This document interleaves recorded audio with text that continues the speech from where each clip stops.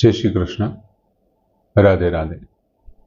मित्रों, 13मा अध्यायना चौथा श्लोक में भगवाने तीजा श्लोक में एवं कीधुं, हूँ तने समासनी टूंक में बधी वात करीश।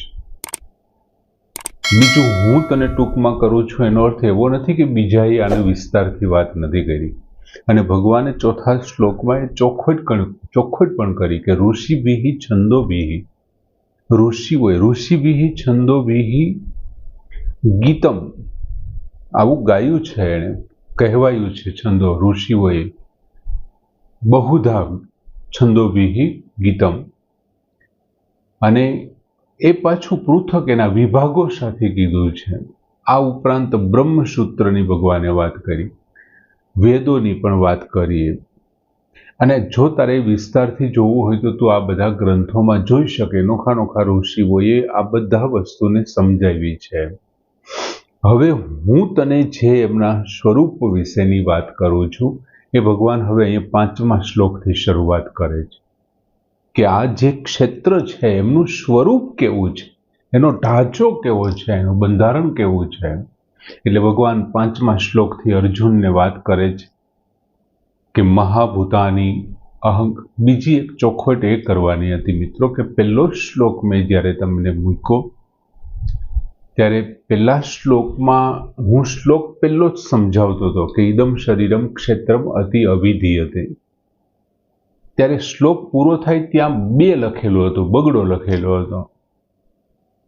એક મિત્રનો મને ફોન આવ્યો, એમણે વાત કરી કે ભાઈ આવી ભૂલ થઈ છે, એમ કે પહેલો શ્લોક તું બોલે છે એ પણ બરોબર છે અને આમાં જે શ્લોક સામે દેખાય છે એ પણ બરોબર છે, પણ અહીં એકને બદલે 2 લખાઈ ગયું છે।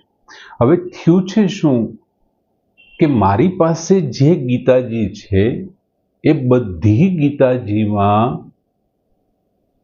પહેલો શ્લોક કયો છે મેં જે સમજાવ્યો છે ને એ જ ઇદમ શરીરમ કૌંતેય, ભગવાન ઉવાચ, ત્યાંથી પહેલા શ્લોકની શરૂઆત થાય છે। હવે ઘણી જગ્યાએ ગીતાજીની આવૃત્તિ છે એમાં પહેલા શ્લોકમાં અર્જુન ઉવાચ એવું લખેલું છે, અને અર્જુન ભગવાનને પ્રશ્ન કરે છે ક્ષેત્રમ કહ ક્ષેત્રજ્ઞ, ક્ષેત્રક શું છે, ક્ષેત્રજ્ઞ શું છે, એ શ્લોક છે અમુક ગીતાજીમાં। અને એ જે અમુક ગીતાજીમાં જે શ્લોક છે એ જ કોકે નેટ ઉપર મૂકેલો છે, અને એ જે મેં આ વચ્ચે એમાં એવું થતું કે હું પોતે ટાઈપિંગ કરતો તો સંસ્કૃતના અમુક શબ્દો બરોબર લખી ન શકાતા, એટલે હું સીધા જ અમુક જે આ ભગવદ્ ગીતા મૂકેલી છે નેટ ઉપરથી એમાંથી ને એ શ્લોક કોપી કરી અને આમાં મૂકી દેતો હોઉં છું। તો ત્યાં બગડો લખેલો હતો, એ બગડો એમનેમ રહી ગયો, પણ ખરેખર તો એ પહેલો શ્લોક જ છે। એટલે ત્યાર પછીના બધા શ્લોકમાં હવે આવું થશે। જો તમે નેટમાં જોતા હશો ને તો એમાં તમને પહેલો શ્લોક બીજો મળશે, જેમાં અર્જુન ઉવાચ। બાકી આપણે આમની પહેલાં વાત કરી હતી કે અર્જુને જ્યારે પ્રશ્ન કર્યો હતો ત્યારે ભગવાન બહુ લાંબી ચર્ચા કરવાના છે। આપણે કીધું હતું કે આ મોટામાં મોટું પ્રકરણ આ છે, અર્જુન વચ્ચે બોલતા જ નથી એમ। એટલે એ જે હોય તે એમને અસ્થાને ગણી અને આપણે આગળ વધીએ। અહીંયા વાત કરે છે ભગવાન સ્વરૂપ સમજાવતી વખતે કે મહાભૂતાની અહંકારઃ બુદ્ધિઃ અવ્યક્તમ એવશ્ચ ઇન્દ્રિયાણિ દશ એકમ ચ પંચ ચ ઇન્દ્રિય ગોચરાઃ। ભગવાન શું કહે છે? અવ્યક્તમ એવ ચ બુદ્ધિ, અવ્યક્તમ, અવ્યક્ત એટલે કે મૂળ પ્રકૃતિ એ અવ્યક્ત છે। અવ્યક્તમ મૂળ પ્રકૃતિ, ચ અને પછી શબ્દ વાપરો બુદ્ધિ એટલે બુદ્ધિ, જેને આપણે મહત તત્વ કહીએ છીએ તે બુદ્ધિ।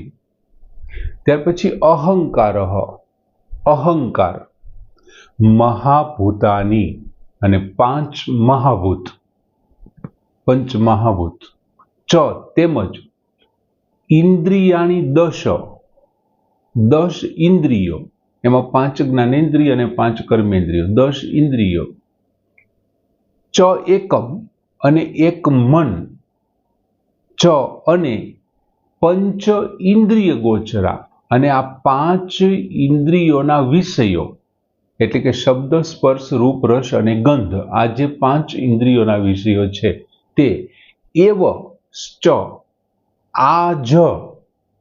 આજ શું તો કે 24 તત્વો વાળું ક્ષેત્ર છે। આ જ 24 તત્વવાળું ક્ષેત્ર, ક્ષેત્ર એટલે શું તો કે શરીર છે. આ જ 24 તત્વવાળું આ ક્ષેત્ર છે. મૂળ પ્રકૃતિ આપણે બીજા અધ્યાય વખતે સાંખ્ય યોગ સમજાવ્યું તો એ જ વસ્તુ આમાં છે. જો એ તમને યાદ હોય તો આમાં કંઈ સમજાવવાનું છે જ નહીં. અવ્યક્તમ એટલે મૂળ પ્રકૃતિ, એમાંથી કોણ જન્મ્યું હતું તો કે મહત્તત્વ એટલે કે બુદ્ધિ, એમાંથી કોણ જન્મ્યું હતું તો કે અહંકાર, એમાંથી કોણ જન્મ્યું હતું તો કે પાંચ મહાભૂત. એટલે પાંચ મહાભૂત એટલે સૂક્ષ્મ અપંચીકરણ વાળા પાંચ મહાભૂત, જેને આપણે તન્માત્રા એવું નામ આપ્યું હતું.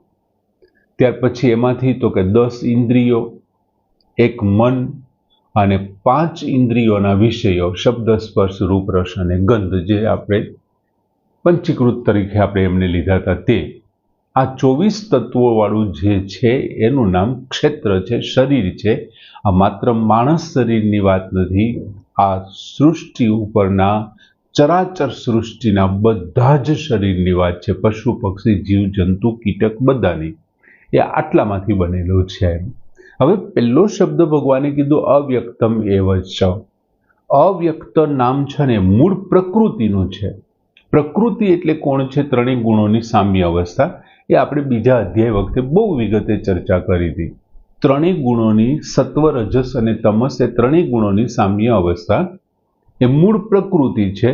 અને મૂળ પ્રકૃતિ અહીંયા અવ્યક્તના નામથી રજૂ થઈ છે. અને એ મૂળ પ્રકૃતિની સામે જેવો પુરુષ નજર કરે છે, એટલે કે ક્ષેત્રજ્ઞ નજર કરે છે, એટલે નજર થવાને કારણે મૂળ પ્રકૃતિમાં ફેરફાર થાય છે. અને એમાંથી કોણ જન્મે છે તો કે બુદ્ધિ નામનું તત્વ જન્મે છે, જે મહત તત્વ છે, જેમનું કામ છે ધારણા કરવાનું. ધારણ કરે છે. મહત તત્વ શું કરે છે? ધારણ કરે છે.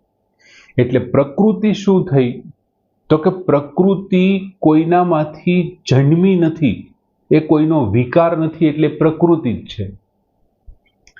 પણ એણે કોને જન્મ આપ્યો તો કે બુદ્ધિને. હવે બુદ્ધિનું કારણ કોણ થયું તો કે પ્રકૃતિ થયું છે, એટલા માટે એ પ્રકૃતિ છે. પછી બુદ્ધિનું કારણ કોઈનું કાર્ય ન હોવાથી કેવળ એ પ્રકૃતિ જ છે. બુદ્ધિનું જે કારણ છે એ પ્રકૃતિ, એ કોઈનામાંથી જન્મી નથી, એટલે માત્ર પ્રકૃતિ. જો કોઈનામાંથી જન્મે ન તો એ વિકૃતિ બની જાય. હવે બુદ્ધિ શબ્દ આવ્યો તો બુદ્ધિ એટલે શું તો કે મહતનું વાચક છે, મહત તત્વ છે એમનું વાચક છે. બીજું, એ કોનામાંથી જન્મ્યું છે તો કે બુદ્ધિ છે એ પ્રકૃતિમાંથી જન્મી છે. તો બુદ્ધિ પ્રકૃતિમાંથી જન્મી છે. અને બુદ્ધિમાંથી પાછું બીજું કોણ જન્મે છે તો કે બુદ્ધિમાંથી અહંકાર જન્મે છે. જે કોઈનામાંથી જન્મે છે એ વિકૃતિ કહેવાય. તો બુદ્ધિ છે એ કોનામાંથી જન્મી છે તો કે પ્રકૃતિમાંથી, એટલા માટે બુદ્ધિ વિકૃતિ થઈ. હવે બુદ્ધિએ પાછો કોને જન્મ આપ્યો તો કે અહંકારને જન્મ આપ્યો. તો બુદ્ધિ શું થઈ? પ્રકૃતિ પણ થઈ. એટલે બુદ્ધિ છે એ કાર્ય પણ છે અને કારણ પણ છે. કાર્ય કોનું છે તો કે પ્રકૃતિનું છે, એટલા માટે બુદ્ધિ છે વિકૃતિ થઈ. કારણ કોનું છે તો કે અહંકારનું એ કારણ છે, એટલા માટે પ્રકૃતિ થઈ. એટલે બુદ્ધિ છે એ પ્રકૃતિ છે અને વિકૃતિ પણ છે. ત્યાર પછીનો શબ્દ આવ્યો કોણ જન્મ્યું તો કે અહંકાર જન્મ્યું. તો કે એ અહંકાર તત્વનું વાચક છે. હવે અહંકારમાંથી કોણ જન્મવાનું છે તો કે અહંકારમાંથી પંચ મહાભૂત જન્મવાના છે. એટલે એ પંચ મહાભૂત એનાથી જન્મવાના છે, એટલા માટે અહંકાર છે પંચ મહાભૂતનું શું બન્યું તો કે એનું કારણ બન્યું. બીજું, અહંકાર કોનામાંથી જન્મ્યો છે તો કે અહંકાર બુદ્ધિમાંથી જન્મ્યો છે. તો પછી અહંકાર એ શું બન્યું તો કે એ કાર્ય બન્યું બુદ્ધિનું. એટલે કાર્ય બને એટલે વિકૃતિ થયું અને બીજાને જન્માવે છે એટલે પ્રકૃતિ થયું. તો અહંકાર છે એ પણ બુદ્ધિની જેમ પ્રકૃતિ પણ થઈ અને વિકૃતિ પણ થઈ. પ્રકૃતિ ખાલી એકલી પ્રકૃતિ છે, એ કોઈનામાંથી જન્મ્યું નથી એટલે વિકૃતિ નથી. એમાંથી બુદ્ધિ જન્મી, એમાંથી અહંકાર જન્મો, અહંકારમાંથી 5 મહાભૂતો જન્મા. પૃથ્વી છે, જળ છે, તેજ છે, વાયુ છે અને આકાશ છે. આ પંચ મહાભૂતનો જન્મ છે એ કોનાથી થયો છે તો કે આ અહંકારમાંથી થાય છે. એટલા માટે અહંકાર છે કારણ પણ છે અને કાર્ય પણ છે, એટલે કે પ્રકૃતિ પણ છે અને વિકૃતિ પણ છે. હવે જે આ 5 મહાભૂતની આપણે વાત કરી, પૃથ્વી, જળ, તેજ, વાયુ અને આકાશ, એ 5 મહાભૂતના 2 પ્રકાર પડે. એક પંચીકૃત મહાભૂત અને એક અપંચીકૃત મહાભૂત. હવે પંચીકૃત મહાભૂત એટલે શું? તો કે એક મહાભૂત છે એ બીજા બધાની સાથે મિશ્રણ થઈને, જે મિશ્રણ થાય છે, 5 વિભાગથી જે મિશ્રણ થાય છે તેને પંચીકૃત મહાભૂત કહેવાય. એટલે ખરેખર એ શું છે? દાખલા તરીકે આકાશ નામનું એક તત્વ છે. એ આકાશ નામના તત્વના 2 ભાગ છે, 2 ભાગ પડે છે અને એક ભાગમાં, 2 ભાગમાંથી એક અડધા ભાગની અંદર આકાશ એકલું રહે છે. આકાશ તત્વ એકલું રહે છે અને બાકીનો જે ભાગ, એક અડધો ભાગ વધ્યો છે, એના 4 ભાગમાં બાકીના, તો કે પૃથ્વી છે, જળ છે, તેજ છે અને વાયુ છે, એ એમાં રહે છે. એવી જ રીતથી બીજાનું થશે, જળ તત્વનું થશે, પૃથ્વી તત્વનું થશે. પૃથ્વી તત્વ છે એ એક જે ભાગ છે એના 2 ભાગ થાય છે. એક અડધા ભાગમાં પૃથ્વી તત્વ રહે છે, બાકીનો જે અડધો ભાગ છે એમાં બીજા 4 તત્વો, ઓલા 4 ભાગ પડે છે અને એમાં જળ, તેજ, વાયુ અને આકાશ રહે છે. એ જ રીતે પાછું તેજનું થાય. એક અડધા ભાગમાં તેજ, બાકીના અડધામાં 4 રહે છે, એ પૃથ્વી, જળ, વાયુ અને આકાશ. એ જ રીતે વાયુનું, એકમાં વાયુ, એક અડધા ભાગમાં વાયુ રહે, બાકીનામાં 4 પૃથ્વી, જળ, તેજ અને આકાશ. આ પ્રમાણે જે મિશ્રણ થાય છે ને એને પંચીકૃત કહે છે. આ જે મિશ્રણ થાય છે એને પંચીકૃત. એક ભાગમાં આકાશ પોતાના સ્વરૂપથી રહ્યું અને બાકીનો જે એક અડધો ભાગ છે એમાં બાકીના 4 રહ્યા. એ જ પ્રમાણે 5 મહાભૂતમાં થાય.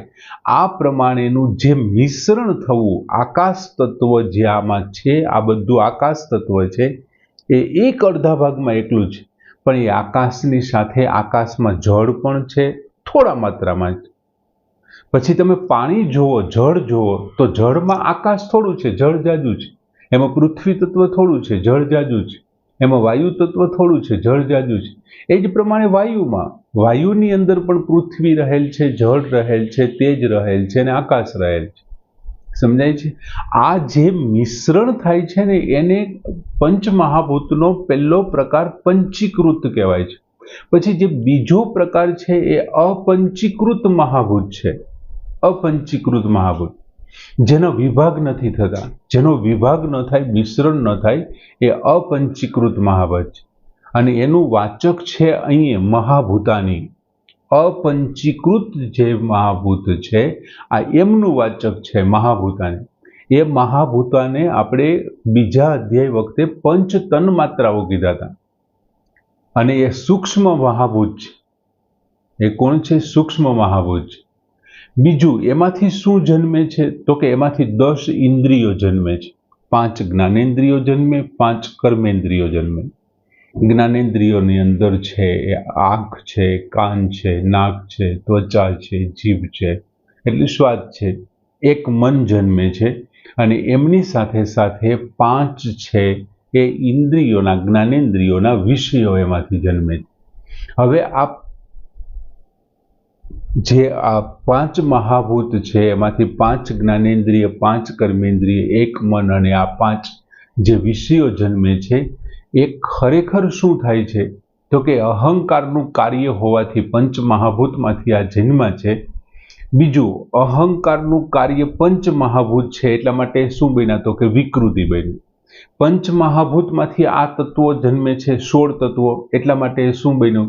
તો કે પ્રકૃતિ બની. એટલે પંચ મહાભૂત પ્રકૃતિ પણ છે અને વિકૃતિ પણ છે.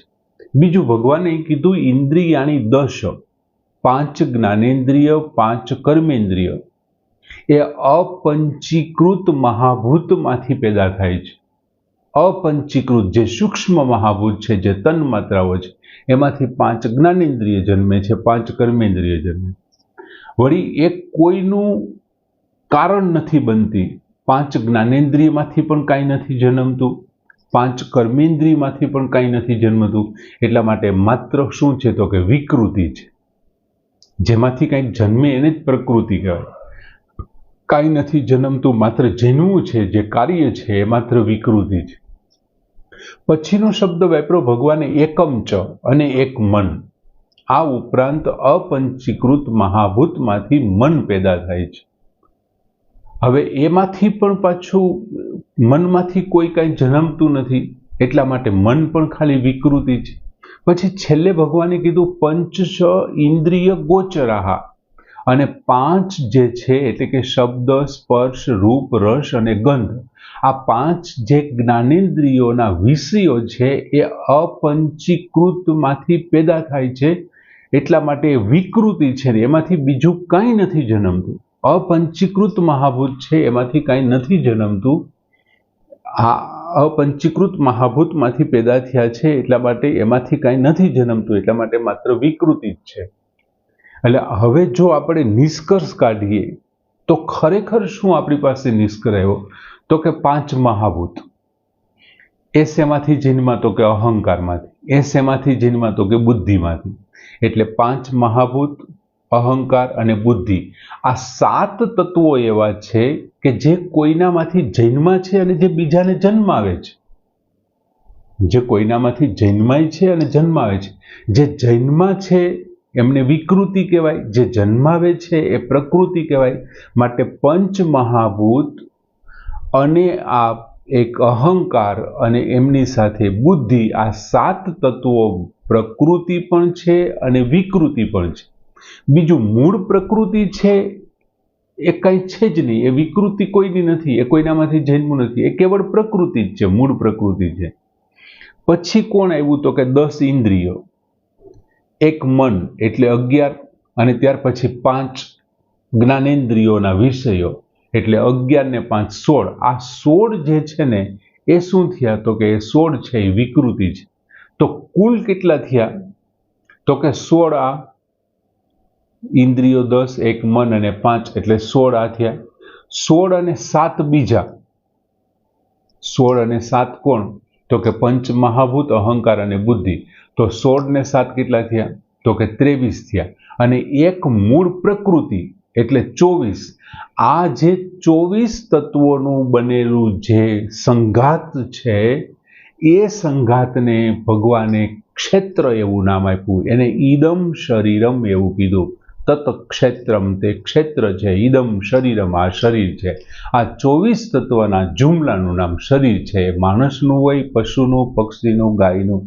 આ ભગવાને આ વાત અહીંયા સમજાવી છે. એ આપણે બીજા અધ્યાય વખતે સાંખ્યને વિસ્તારથી આપણે વાત કરી હતી, એ જ છે, બાકી કંઈ નવું નથી. ભગવાને એ વાત કરી કે હવે હું તમને એનો સ્વરૂપ વિશે સમજાવું છું. આ એનું સ્વરૂપ છે.